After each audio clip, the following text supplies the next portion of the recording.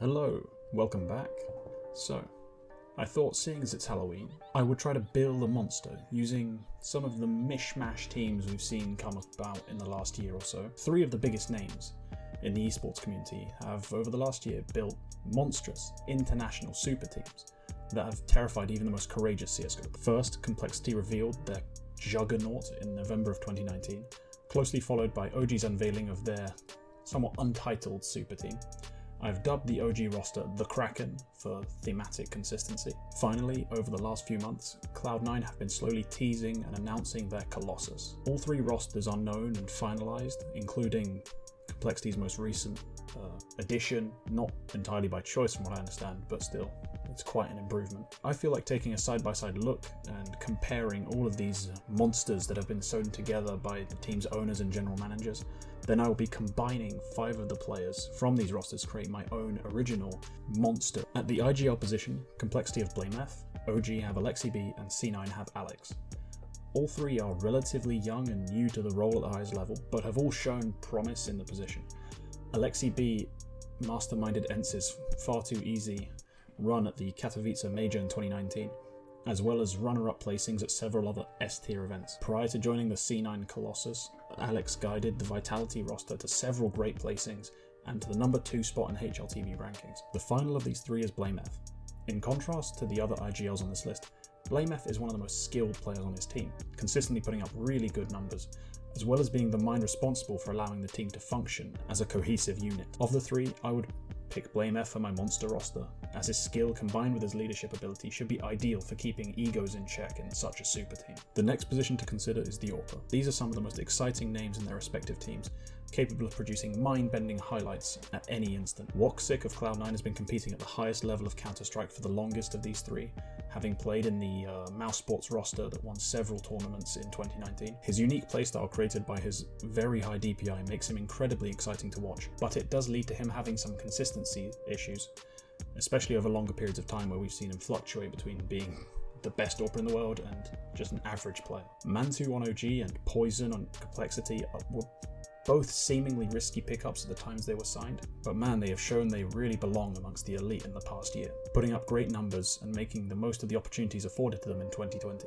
Neither has been able to lift any trophies thanks to the pandemic, but I have no doubt that they will, sooner rather than later. My pick of the three is Poison. He's the youngest, and in my eyes, he has been the most consistent performer this year, even though it has been rather tumultuous. And he does seem to have the highest ceiling for the future. The three remaining spots are going to be my riflers. Now, first, I'm going to look at the supportive elements of the team. These are the guys who play the toughest roles, take aggro for other stars, and allow them to shine. The three that I consider to perform these roles are NBK on OG, Rush in Complexity, and Metzi in Cloud9. Unfortunately for Mezzi, all I really know about him is the role that he's been announced in and the hype that has been built up for him by his co-stars and the management at Cloud9. He isn't really a player who's competed previously at the highest level, but according to the inside sources, he has got the potential to be an elite level support player. The other two, however, are veterans of the scene, both being major winners who have seamlessly transitioned from starring roles to more supportive roles. NBK's 2 major titles and willingness to speak English, which is quite unique amongst the French scene, have allowed him to escape the faltering French teams that we currently have and become one of the most important parts of the OG roster. Rush was left in no man's land after the major winning C9 roster fell apart in a vain search for glory, but has followed a path of hard work and a team-first mentality which has led him to become one of the most respected entry fraggers in the scene. For my team, which already features BlameF as a more aggressive element, I have chosen MBK, a wily veteran who's capable of fulfilling any role the team requires. The last 2 rifling spots will be for the star riflers of the team. All teams have essentially 2 players who fulfill this role, but they all do it differently. Some have a lurker or 2 lurkers who are generally more passive players, don't go in first, don't look for the opening duels, but are ready to clean up when they're needed. And then some star riflers do like to be more aggressive and take those initial fights and create the space for their teammates to shine, whilst at the same time having the setup of the flashbangs, the smoke, and the team strat around them to allow them to deliver as best they can. OG has the pairing of Issa and Valda, Complexity is the duo of Config and JKS, and Cloud9 has most recently paired up Esatag and Floppy. On OG there is an interesting balancing act, as Valda is a veteran of Danish Counter-Strike, typically playing in very structured and disciplined tactical lineups, We know what to expect from Velda, and he delivers it time after time. Issa is the complete opposite, playing very puggy lineups before OG, and has struggled to show off his best with any great consistency.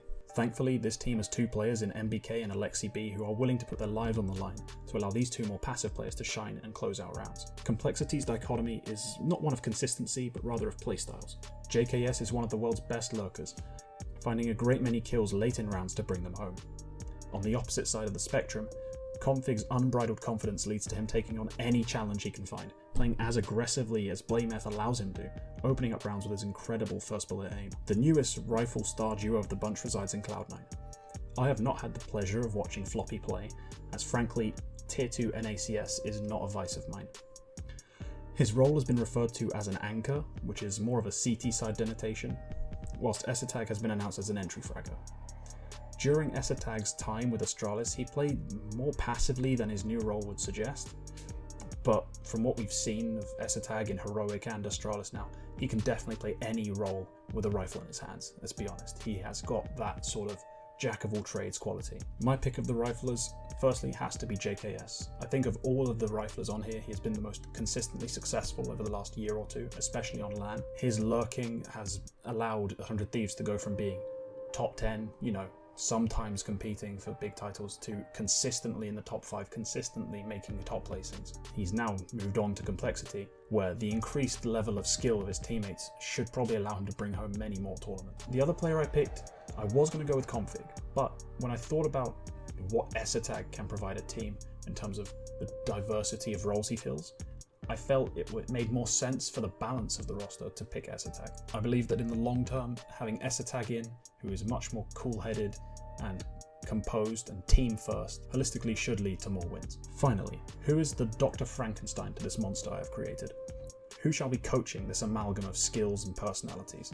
Well, there are 3 choices: Rugger, Keita, or Kassad. Let's keep this short and sweet. Kassad is the obvious choice for me. He is a true leader of men and a great mind of the game. He has found success with a variety of rosters and seems like the right choice for this kind of team. Okay, thanks for watching. Share who your 5-man roster would be out of these teams in the comments. See you next time.